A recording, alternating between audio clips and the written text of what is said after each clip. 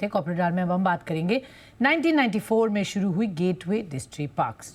जी हाँ, कंपनी की बात करें तो 4,450 करोड़ रुपए की मार्केट कैप है। इसका integrated inter model logistic service provider है और कंपनी के पास देश भर में इनलैंड कंटेनर डिपो और कंटेनर फ्रेट स्टेशन का बड़ा नेटवर्क है। नतीजे की बात कर लेते हैं। नतीजे अगर ओवरऑल देखें तो बढ़िया रहे। सालाना आधार पर आय 11% बढ़ी है, 400 करोड़ पर आई है। मुनाफा 24% बढ़कर 73 करोड़ पर आया, लेकिन मार्जिन पर थोड़ा सा दबाव देखने को मिला है। इन नंबर्स पर और मोर इम्पोर्टेंटली आगे प्लान्स पर चलते हैं। कंपनी के CMD हमारे साथ शो में जुड़ रहे हैं, प्रेम किशन गुप्ता जी। सर, बहुत बहुत स्वागत है आपका, धन्यवाद आपने हमें समय दिया। सबसे पहले आपके नंबर्स पर आपके एनालिसिस जानना चाहूँगी सर। पहले तो ओवरऑल नंबर्स, अगर हम टॉप लाइन और बॉटम लाइन की बात करें तो अच्छे रहे इस क्वार्टर में, तो क्या कारण रहे इन नंबर्स की जो एक हमने ग्रोथ देखी उसमें, और क्या ये सस्टेनेबल है सर नेक्स्ट क्वार्टर्स के लिए भी? धन्यवाद स्वाति, शो पे बुलाने के लिए शुक्रिया।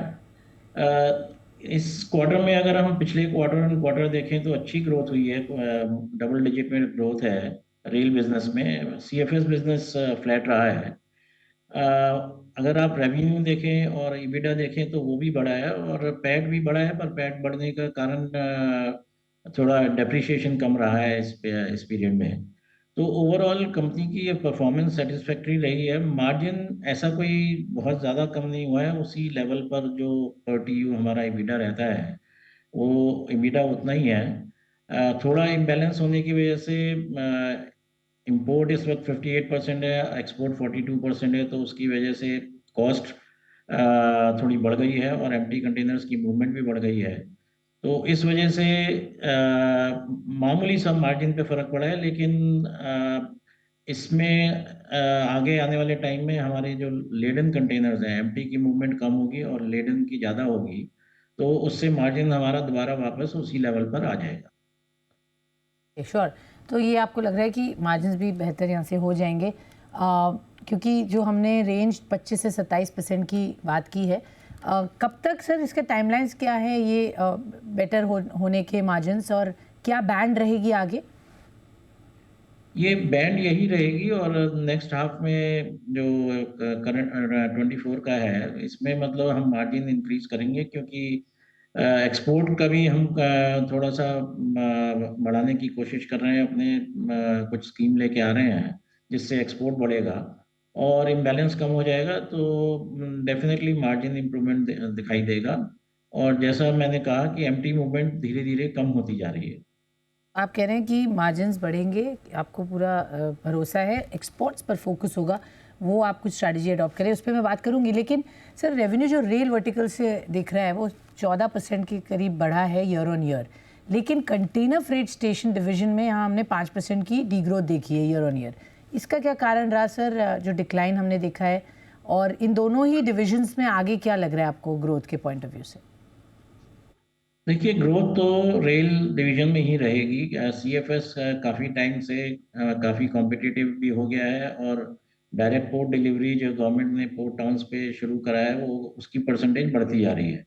तो हमारी कोशिश यही है कि वॉल्यूम अपने उसी लेवल पर रहें और कंपटीशन के सामने तो we have to be competitive, तो हमको भी मतलब ने मार्केट रेट के हिसाब से चलना होता है। तो ये है कि CFS में ज़्यादा ग्रोथ नहीं है, वो मैक्सिमम एट सेम लेवल पर ही रहेगा।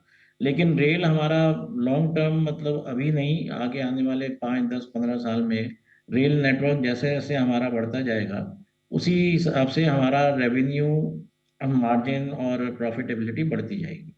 Okay, sure.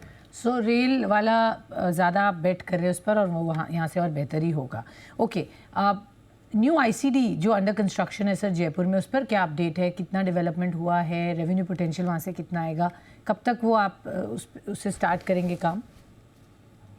जयपुर में जो नया ICD आने वाला है, उसका लैंड एक्विजिशन कंप्लीट हो गया है। अभी थोड़ा इलेक्शंस, राजस्थान स्टेट में इलेक्शंस होने की वजह से और थोड़ा डिलेज हैं परमिशंस आने में, तो ये Q1 में हम ऑपरेशनल हो जाएंगे, Q1 ऑफ 25।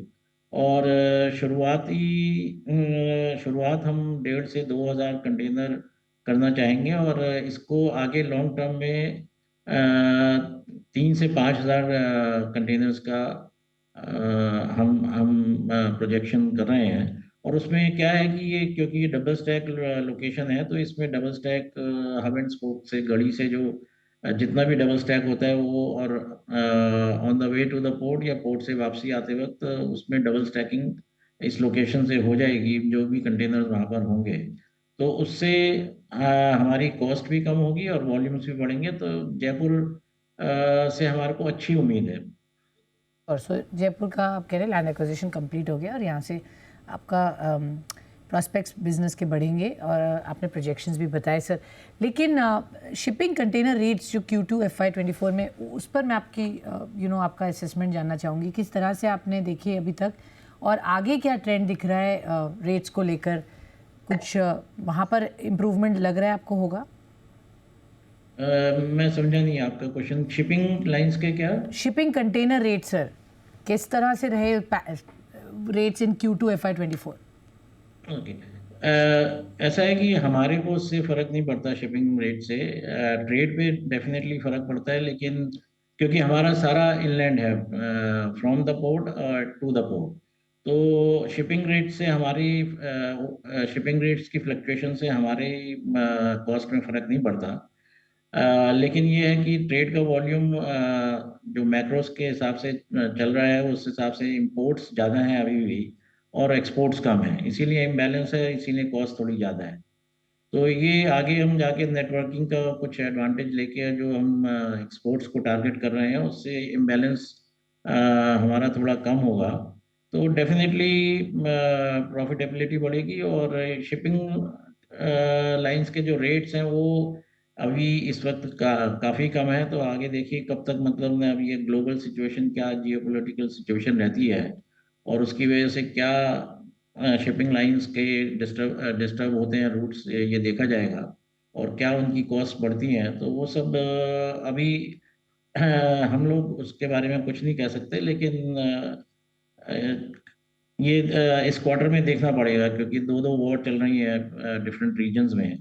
तो उसका क्या इम्पैक्ट आएगा, ये अभी कुछ कह नहीं सकते। जो आपकी कैपेक्स प्लान्स हैं, आईसीडी जैसे आपने बताया आप सेटअप कर रहे हैं, बट इसके बियॉन्ड भी जैसे आपकी आईसीडी कैपेसिटी क्या है, सीएफएस कैपेसिटी क्या है और कितना कैपेक्स आप अभी इन्वेस्ट करने वाले हैं आगे बिजनेसेस में देखते हुए, और साथ ही साथ जो आपका ग्रॉस डेट अभी पेबल एट अराउंड 353 करोड़ है, तो उसको कैसे कम करेंगे?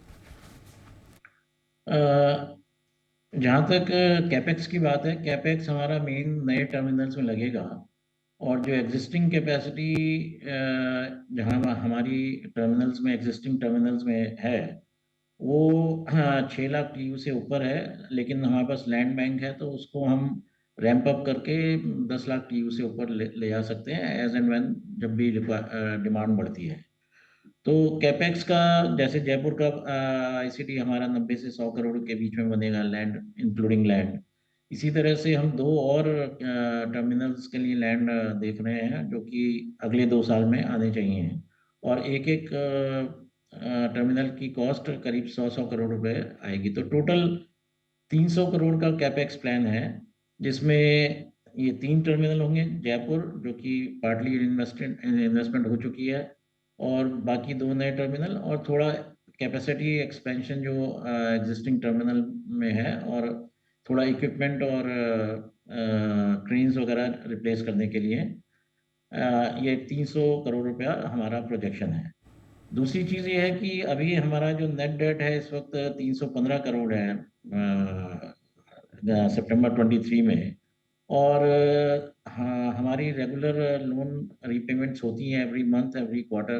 तो वो हमारे को उम्मीद है कि अनलेस हम कोई और कैपेक्स करें, कि ये 250 से पौने 300 करोड़ के जी बीच सर। में इस साल के एंड में रहेगा। ओके। तो बाकी का जो कैपेक्स है वो पार्टली कैश एक्रूवल से और बाकी नए डेट से लिए।